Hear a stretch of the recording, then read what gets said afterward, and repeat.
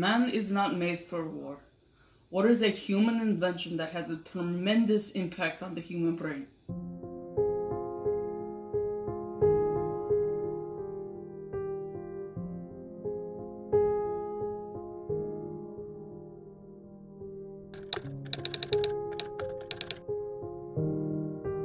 Start going. Hi, my name is Tony. I'm from Brooklyn, and when I heard about Pearl Harbor, me and my friend Ricky, I was just working at the deli at the time, and I heard on the radio my dad was playing.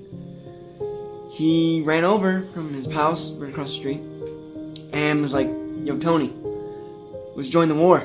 Let's, get those Japanese out of our land. Let's defend the motherland. Let's defend America. Defend our rights." And we were 18, so we were totally for it. And the next thing we know, a month later, we're off after boot camp, and we were sent on a mission by ourselves after I would say 2 years. No, not 2 years. It would be. I think we were about 2 months in, and we were assigned to go in to one of the islands and scope out one of the forests that maybe we could go through with tanks, any artillery, and station a base there. And we were scouting it. Ricky got thirsty, and I reached in the bag, get him water. There's no water left, and we noticed there's a base nearby. So we're scouting things out, and all of a sudden, Ricky's hit. I don't know if it was, practice fire or practicing aiming, but whatever happened, a bullet hit him right in the upper lung or heart. I don't really know. And at that moment, I scrambled what I could do, picked him up, told him, we gotta get out of here, get back to our ship.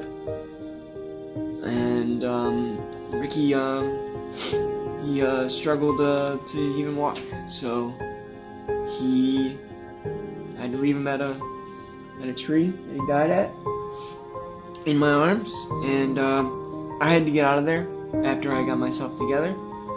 Sorry. And I noticed as I was leaving, it was the Japanese that shot him, and I think that has translated to me nowadays. When faced with a traumatic experience, most people hide and push the emotions far away into them until eventually it catches up with them and they end up breaking down. This is what is called parasympathetic overshoot. Because I was in LA afterwards, I didn't want to go back and see my family and see Ricky's family and come home empty-handed without my best friend. And I saw an Asian guy. Veterans can also suffer from intrusive thoughts or stereotypes, which means that once they see someone, say they see an Italian, they do not see them as another person, but they only see them as someone that they have killed. I don't know what I was doing. I'm just walking down the streets, and I see him, and I don't consider myself a racist person, and I see him, I wave at him, a good wave, and then I just snap. I think back to Ricky, the war, and I just charged, and I threw my weight on him. We started shaking him, and a man came over and thank God saved him, and I yelled, "Get out of my country," and the kind sir, as I was walking away, picked him up, and the man said, "Man, I'm Chinese," and that really hit me, that I don't know what happened. I'm never racist, but I guess war changes you.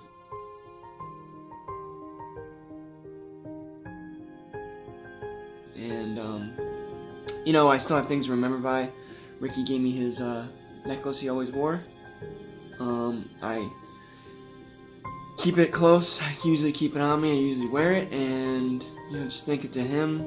And he was also never racist, so whenever I look at this and I'm angry at some Asian, I look at this and think Ricky wouldn't want me to do anything about that. So, yeah, that's how the war's affected me.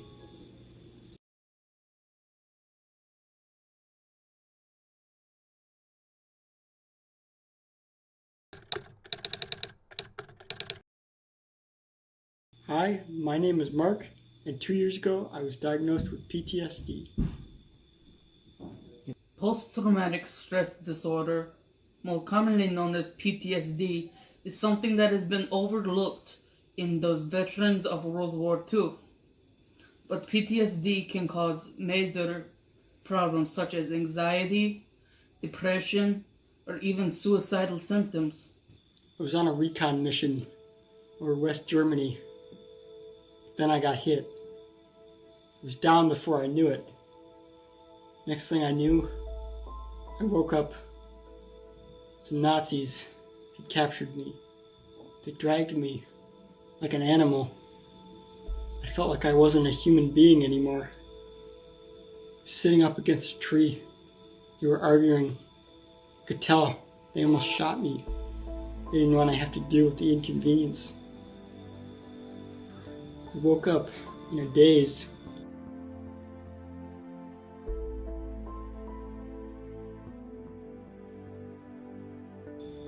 They had obviously been beating me. They continued to torture me. But I grabbed a dagger and stabbed them. I beat them.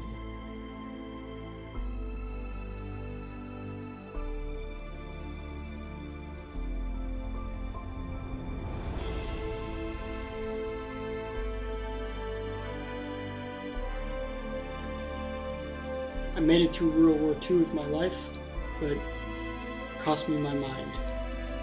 It would have been just after I got home from the war. Things were different. I remember one night, I was at my house, just chilling. Something outside triggered me.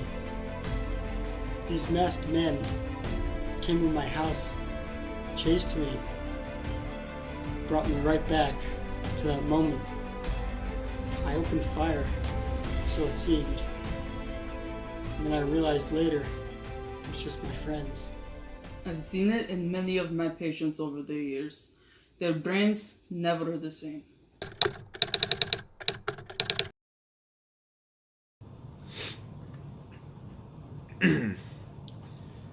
My name is Bill, and since the war, I can't sleep.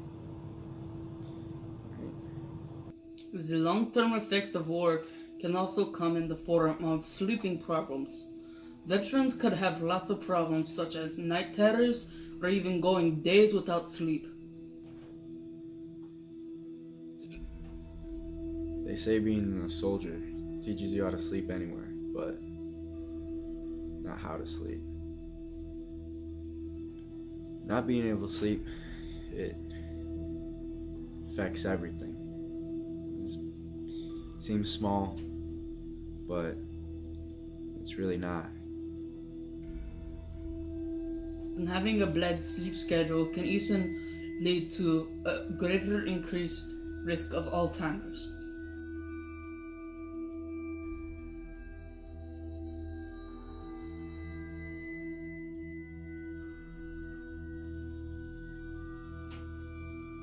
My sleeping problem started right after the war.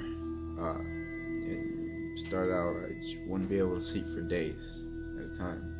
Just had a big effect on my mental health, which had a domino effect, I guess, into my social and work life. And it was a much bigger part of my life than I thought could be affected. But then I started seeing things. Being up so long, dark, I didn't know what was real and what wasn't at times. And it freaked me out, to be honest, even after everything I seen in the war. And even when I was able to sleep, at times I'd have night terrors, it'd be awful, I wouldn't want to sleep. Usually I'd be awake at night, but I just sit there, unable to move, staring at a figure above my bed. Probably some poor soul I killed. So I'd say most of what I have now probably derived from one moment in the war. I was on patrol one day and I saw this person, Italian, I think it was, and I ran, took cover, but I didn't take the shot. Okay? It was fairly new, and I wasn't ready to take a life, so I thought. And we each saw each other, and we put our guns down. We had a trust. He trusted me. But we came up to each other, and without hesitation, he started to cry on me. He was just a boy. He wasn't made for war. No one is. But I didn't even think about it, and I pulled out a knife and I killed him. And he just fell, and I stayed motionless. And it's